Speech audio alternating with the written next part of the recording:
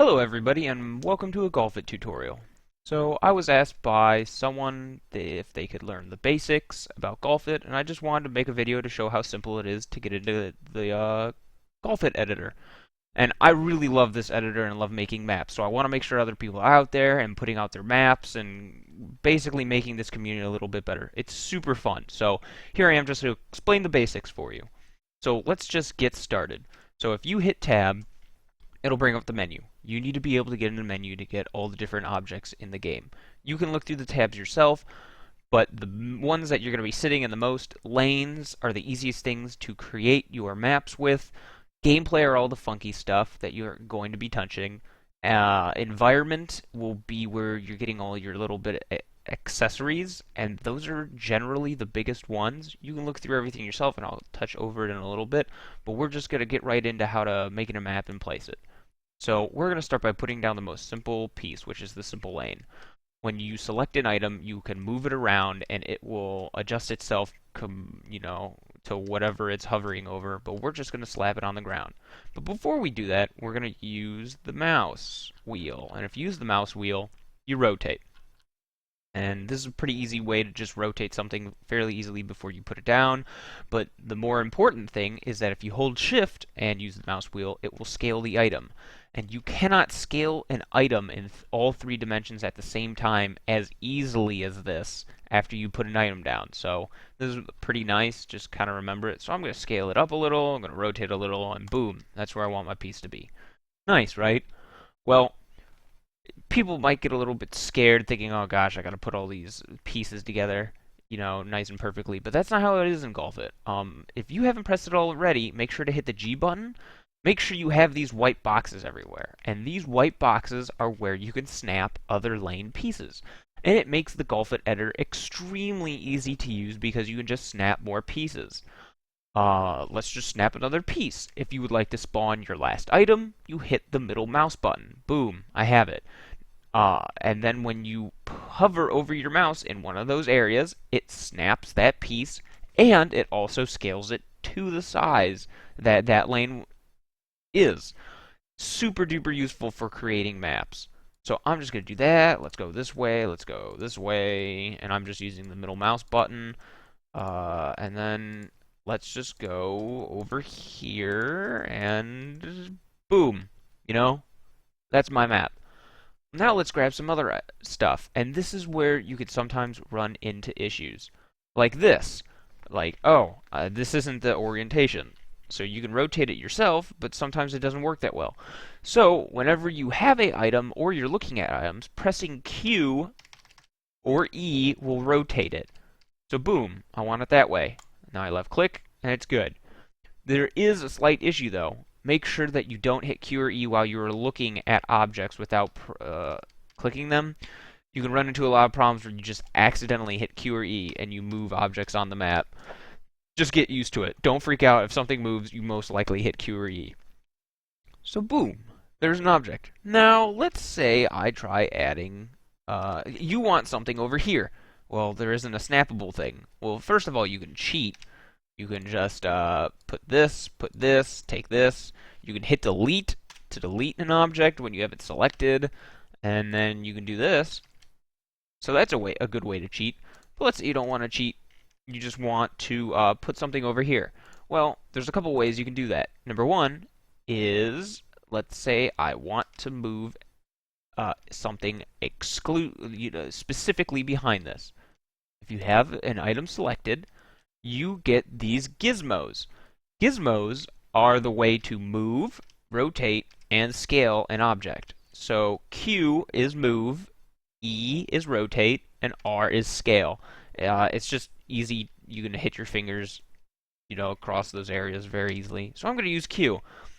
If you want to copy an object and maintain the same size and everything, if you hold the Alt button and then hit one of these gizmos, you drag it, boom. You copied that object and it maintains the other two directions, or I guess position. Right click and you got it. There it is. But like I said earlier, this is for movement. which is Q. So you just drag any one of these. Make sure you have a good line of sight on it, because like if I'm right here and I'm trying to grab red, it's gonna grab blue. So make sure you're just looking at that. If you hit E, you have rotate. So once again, you just grab the different things and you rotate an object. And when you hit R, it's scale. Like you can have a wonderful tile like that. So yeah.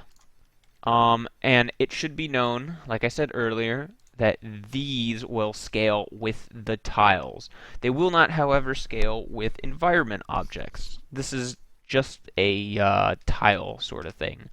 So now if I add this to here, you know, boom, now we got a really tall curve. But the thing that can happen is sometimes it won't work the way you want it to. Like that. And to reiterate, let's say I want it to curve up to upwards, you know? Well, it won't do that, which is kind of sad, you know? And it's just because of the way that it's made and its scale is wrong. So what you're gonna have to do is rotate it yourself. You're gonna have to bring up the rotate and manually rotate it upwards. Boom. It's not that hard. Now, let's say I want to move multiple objects. If you have an object selected and you hold shift, you can click on other objects. And then you can move them all. Boom, just like that. Just understand that when you select multiple objects, if you select something else on accident, there is no deselect button. So you're going to have to right click and get rid of everything. Now, another really handy tip is moving things that are at angles that you've kind of screwed around with, like this. So this is not straight up and down or left and right and all that good stuff. If you hit Control, it reorientates itself to a more normal position, and that enables you to move things nicely up and down or left and right in its original position. And if you hit Control again, it moves it back to its original little thing, its current position. And that's super helpful for moving things around when you've rotated shit. So yeah, there's some stuff like that, and let's just get down to how to easily make a map. So, let's find gameplay. Oh, I'm sorry, I lied. We need to go to goals. You have to make sure you have a goal. So I'm just gonna slap this thing over here. And we have that. So let's say we want to start here and we want to end up there with this map. So what we have to do is you first want to go into gameplay. And you want to have a hole spawn. A hole spawn dictates where you're going to spawn, on this hole. It will tell you the number. Make sure it's above wherever you're starting, and I'll get to why in a second. And I'm going to rotate it. You don't have to, but I'm going to rotate it so the arrow kind of points that way. And then the next big thing is we have to put down play areas. You have to put play areas in every zone, like area that the ball can land and be in play. So put down the first one under the ball.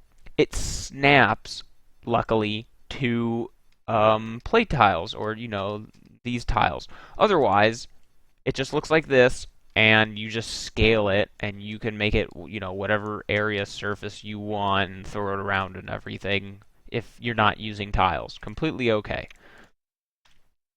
Otherwise, we have to first make sure that it is a hole 3. So hole, change it to 3, and then hit the middle mouse button to copy an item, or use the last item. Make sure it's hole 3. Boom, so now they're all going to be hole 3. Now you just go around, and you do this. And you can also just make, 1 and stretch it. I'm just lazy, and this is nice and simple. And then change, if I right-click on this piece, it's hole 3. Boom! So there's a hole. So now if I were to go over here, lower it a little so it stays above this, so that you can easily right-click it and press play. Boom! Now we have a course. And now you can play around with it and test it and, make sure your course is all good and whatnot. Yeah, you press escape to get out of it, and you have yourself a simple hole. And that's really all there really is to this game. Otherwise, the other major things are water in this game is a plane. It's not a solid. So if you go to landscape, water spawns in as a plane. Just make sure you put it in between some more elevated things so that it looks like it's depth, but that's how it really works.